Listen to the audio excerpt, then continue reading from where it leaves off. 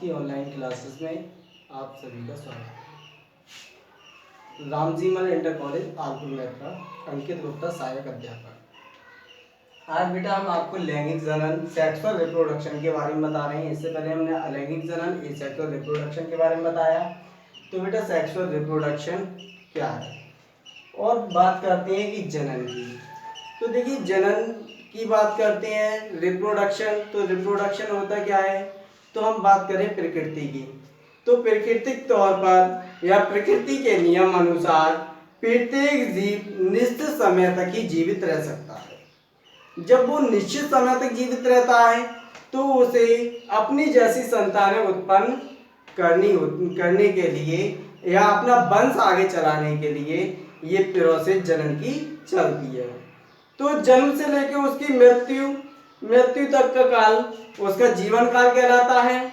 और जब ये जीवन काल होता है तो जीवन काल के बारे में हमें जनन की आवश्यकता पड़ती है। तो जनन की आवश्यकता क्या है, तो जनन की सबसे ज्यादा आवश्यकता उपयोगिता जाति को अपनी जाति और वंश को निरंतर चलाने की होती है।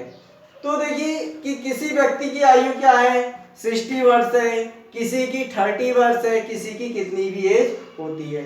तो सभी क्या करती है, अपनी जाति को या अपने वंश को चलाने के लिए निरंतर जनन करते हैं। और वंश चलाने के लिए हमारे बात आती है लैंगिक जनन की। तो हम लैंगिक जनन में विशेष प्रकार की जनन का महत्व बता रहे हैं। तो लैंगिक जनन होता क्या है, लैंगिक जनन होता क्या है, तो लैंगिक जनन वह जनन होता है इस प्रकार के जनन में विशेष जनन कोशिकाओं द्वारा दो जनकों अधिकतर माता एवं पिता, ब्रैकेट में हमने ले लिए माता पिता क्योंकि दो जनक होते हैं। और कहने का मतलब नर और मादा दोनों के ऑर्गन्स अलग अलग होते हैं। कहने का मतलब मेल अलग होता है और फीमेल अलग होता है। जब मेल और फीमेल दोनों के ही ऑर्गन्स मिलने से नई संतान का निर्माण होता है। और क्या है, नई संतान का निर्माण होता है। तो इस प्रकार के जनन में विशेष जनन कोशिकाएं दो प्रकार की युग्मक बनाती हैं। तो दो प्रकार की युग्मक बनाती हैं तो जो स्वभावतः एक दूसरे के विपरीत होती हैं। तो जब एक दूसरे के विपरीत होंगे जब ही हमारे क्या है रिप्रोडक्शन संभव हो पाएगा। इन युग्मकों के संयुग्मन ब्रैकेट में हमने लिया निषेचन के फलस्वरूप नई संतान की उत्पत्ति होती है। तो निषेचन क्या है, वो तो आप क्या है मेल और फीमेल के जो कन्फर्मेशन है वही चलता है। तो इसी प्रकार दो जनक का मतलब आगे माता और पिता जिनसे संतान की उत्पत्ति होती है। तो संतान की उत्पत्ति के लिए इनमें क्या होते हैं, अब हम सबसे पहले स्टार्ट करते हैं मानव में जनन। तो मानव में जनन क्या है, तो मानव में जनन किशोरा अवस्था में प्रारंभिक वर्षों में कुछ ऐसे परिवर्तन होते हैं। तो किशोरा अवस्था में मनुष्य में जो कुछ ऐसे परिवर्तन होते हैं जिन्हें मात्र शारीरिक वृद्धि नहीं कहा जा सकता, किशोरावस्था शरीर के लिए सामान्य नहीं हो सकती या धीमी शुरू होने लगती है और ये जनन परिपक्व होने पर प्रारंभ होता है। किसी भी प्राणी जनन करने योग्य हो जाने पर, कोई भी प्राणी जनन योग्य हो जाने पर उसकी यौवनावस्था प्रारंभ हो जाती है। जैसे पुरुषों में 14 से 18 वर्ष में यौवनावस्था प्रारंभ हो जाती है। तो जब ये अवस्था प्रारंभ हो जाती है और जबकि मादाओं में 11 से 13 वर्ष में यौवनावस्था प्रारंभ हो जाती है। तो इसी प्रकार तो सबसे पहले हम पुरुषों के द्वितीय गौण लैंगिक लक्षण को लेते हैं। पुरुषों के लक्षण क्या होते हैं कि हमने सोचा कि गौण लैंगिक लक्षण क्या है, कुछ बच्चे फंस जाते हैं, उन्हें अर्थ समझ में नहीं आता है। तो बेटा ध्यान से समझिए कि गौण लैंगिक लक्षण क्या है, यौवनावस्था क्या है। तो यौवनावस्था के तौर पर हम बता रहे हैं आपके लिए, जैसे एग्जाम्पल के तौर पर पुरुषों के गौण लैंगिक लक्षण, पुरुषों के गौण लैंगिक लक्षण। तो गौण लैंगिक लक्षण क्या है पुरुषों के, तो देखेंगे कि गौण लैंगिक लक्षण में जैसे युवावस्था में, किशोरावस्था में, या कह सकते हैं 14 से 18 वर्ष की स्टेज में, ये विरहावस्था होती है। इसी में चाहे बिगड़ जाओ या इसी में सुधर जाओ, वैसे ही क्या है जो सही होता है उसमें बच्चे सही स्टेज में न पहुंच के गलत स्टेज में पहुंच जाते हैं, ये सुधरने की स्टेज होती है। तो सबसे पहले इसमें क्या है पुरुषों के या लड़कों के कैरेक्टर लक्षण चेंज होने लगते हैं। तो कैरेक्टर जब चेंज होंगे तो इनमें कैरेक्टर क्या है पुरुषों में, तो 11 से 14 से 18 वर्ष में पुरुषों में चेहरे पर दाढ़ी मूछें निकलने लगती हैं। दूसरा कैरेक्टर आ जाता है लड़कों की आवाज भारी होने लगती है, जो कंठ जो है कंठ से क्या वॉल्यूम थोड़ा भारी हो जाता है। शिशन मार्ग में वृद्धि हो जाती है, कंधे फूलकर चौड़े हो जाते हैं, मैन पावर बढ़ जाती है, जिसमें मेल गैमीट का निर्माण होने लगता है, जिसे स्पर्म कहते हैं, हिंदी में शुक्राणु भी कहते हैं। तो इस प्रकार जो एक्टिविटी इस अवस्था में होती है वो सबसे ज्यादा क्या होती है, तेज होती है, जिसमें हम बच्चा कुछ भी करने के लिए तैयार हो जाता है। तो इसमें क्या है ये अवस्था बहुत ध्यान से काटनी चाहिए और इसमें किसी प्रकार का कोई लड़ाई झगड़ा नहीं करना चाहिए, क्योंकि अधिकांश के बच्चे क्या होते हैं कि इस स्टेज में आके तेज हो जाते हैं और आपस में लड़ाई झगड़ा करते हैं, गलत ऐबों में पड़ जाते हैं। तो इसी स्टेज में क्या समझने की बात होती है। तो इसी प्रकार अब बात करेंगे हम स्त्री गौण लैंगिक लक्षण। तो स्त्रियों में गौण लैंगिक लक्षण की बात करेंगे तो इसी प्रकार स्त्रियों में उनकी आवाज हल्की हो जाती है, उनके चेहरे पर दाढ़ी मूछे नहीं आती हैं। अगला पॉइंट है इनके जो जघन माध्यम है या शिशन मार्ग है उनमें वृद्धि हो जाती है। वृषण कोश या अंडोत्सर्ग मासिक धर्म आतर्व चक्र की शुरुआत हो जाती है। श्रोणि मेखला फूलकर चौड़ी हो जाती है, स्वर मधुर हो जाते हैं, बाह्य जन्म तथा स्तनों का विकास होने लगता है। इस प्रकार मादा में पीयूष ग्रंथि द्वारा स्रावित हार्मोन, तो मादा में जो पीयूष ग्रंथि होती है उसके द्वारा जो स्रावित हार्मोन्स होते हैं वो गोनेट्रोपिन हार्मोन्स होता है, प्रोजेस्टेरोन और एंडोस्टेरोन हार्मोन आदि की उत्पत्ति हो जाती है। तो इस प्रकार जो जनन है तो इस प्रकार के जनन में नर और मादा क्या है अलग अलग पाए जाते हैं। कहने का मतलब मेल और फीमेल अलग अलग होती हैं। तो हम मानव जनन तंत्र में नर जनन तंत्र स्टार्ट करते हैं। तो नर जनन तंत्र क्या है, नर जनन तंत्र,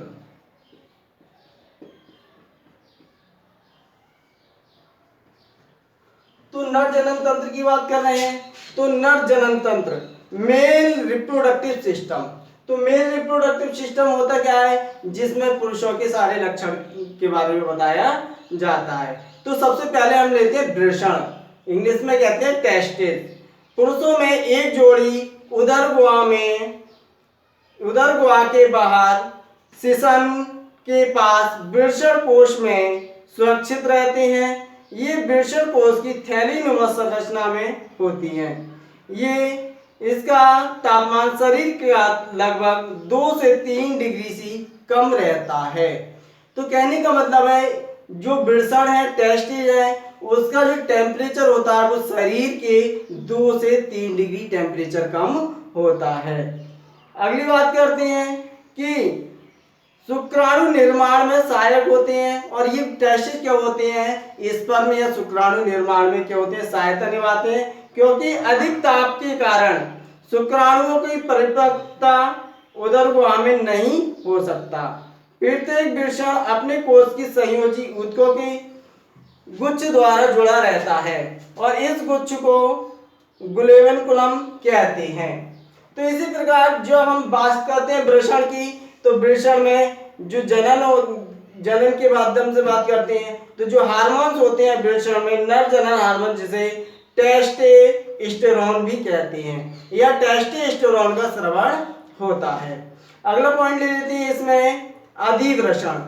अगला इसमें आया था अधिवृषण। तो वृषण के बाद अधिवृषण क्या होता है? ये प्रत्येक वृषण से चिकनी कुंडलित नलिकाकार लंबी एवं चपटी संरचना होती है। तो इसमें लंबी कुंडलित चपटी संरचना होती है। ये लगभग 6 मीटर लंबी संरचना होती है। ये स्वतः 3 शीर्ष में बट जाती है, हेड, बॉडी और टेल, पुच्छ में बट जाती है। अब बात करते हैं कि स्पर्म को हमने 3 भागों में बांट दिया, सिर, वक्ष और पुच्छ। तो इस प्रकार ये 3 भागों में जब बट जाता है स्पर्म, अगला ले लेते हैं हम शुक्रवाहिनी। शुक्रवाहिनियां क्या होती हैं? तो शुक्रवाहिनियों के अंतर्गत ये एक जोड़ी लगभग 40 से 45 सेंटीमीटर लंबी मोटी संरचना होती है। शुक्राणु इनके द्वारा उदरगामी स्थित शुक्राशय में पहुंचते हैं। तो हेडिंग आया था शुक्राशय की। शुक्राशय क्या है? तो शुक्राशय ये थैलीनुमा संरचना होती है। इसके द्वारा हल्का पीला एवं क्षारीय पोषक तत्व स्रवण होता है, जिसमें शुक्राणु गति करते हैं। शुक्राणु इस तरल के साथ मिलकर वीर्य का निर्माण करते हैं। शुक्राशय के निकलने वाली एक छोटी नलिका शुक्रवाहिनी से मिलकर सिक्लन नलिका बनाती है। अब बात करते हैं मूत्र मार्ग की। तो शुक्राशय स्खलन नलिका की सहायता से मूत्र मार्ग के एक सक्रिय भाग मूत्र भाग में खुलता है। मूत्र मार्ग सेशन से शीर्ष सिरे पर मूत्र जनन छिद्र द्वारा बाहर खुलता है। ये शुक्राणु तथा मूत्र के बाहर निकलने का संयुक्त मार्ग होता है।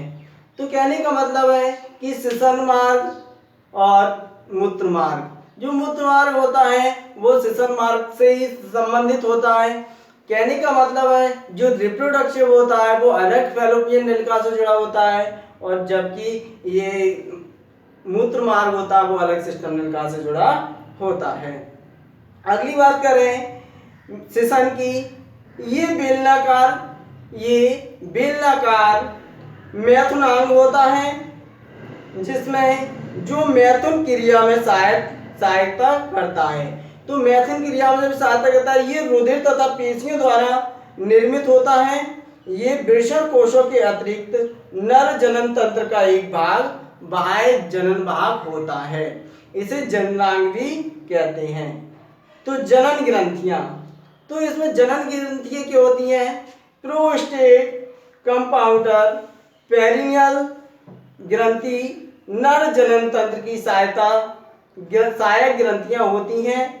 ये वीर्य निर्माण शुक्राणुओं को पोषण देने तथा उनको जीवित रखने में सहायता करती हैं। अब बात करते हैं स्पर्म शुक्राणु। तो शुक्राणु, मानव के शुक्राणु लगभग 60 माइक्रोन लंबा होता है। तो मानव का जो शुक्राणु होता है, मेल गैमीट होता है, वो 60 माइक्रोन लंबा होता है। जब ये 60 माइक्रोन लंबा होता है, ये 3 भागों में विभाजित होता है। तो सबसे पहले सिर की बात करते हैं। सिर, हेड क्या है? इस भाग में मुख्यतः केंद्रक तथा गुणसूत्र उपस्थित होते हैं। इसमें केंद्रक व गुणसूत्र उपस्थित होते हैं। सिर का प्रारंभिक भाग एक्रोसोम कहलाता है, जो गोल्जी काय द्वारा निर्मित होता है, जिससे अंडे के आवरण को घोलने वाले एंजाइम स्रावित होते हैं। इस प्रकार ये निषेचन सहायक होता है। अब बात करते हैं सेकंड स्टेप की। ग्रीवा व मध्य भाग, नेक एंड मिडिल पेसेस। इस भाग में एक जोड़ी तारकाय उपस्थित होता है। इस भाग से शुक्राणु के अंत तक अक्षीय तंतु उपस्थित होता है। जो अक्षीय तंतु के चारों ओर उपस्थित माइटोकॉन्ड्रिया शुक्राणु को गति करने के लिए ऊर्जा प्रदान करते हैं। अब बात करते हैं पुच्छ क्या होती है। ग्रीवा के मध्य भाग का अक्षीय तंतु, ग्रीवा के अक्ष भाग का मध्य तंतु भाग में उपस्थित रहता है। इसके कुछ भाग पर कोशिका द्रव्य का आवरण होता है जिसे मुख्य खंड कहते हैं तथा शेष भाग सिर पर कोशिका द्रव्य का आवरण नहीं होता है, इसे अंतःखंड कहते हैं।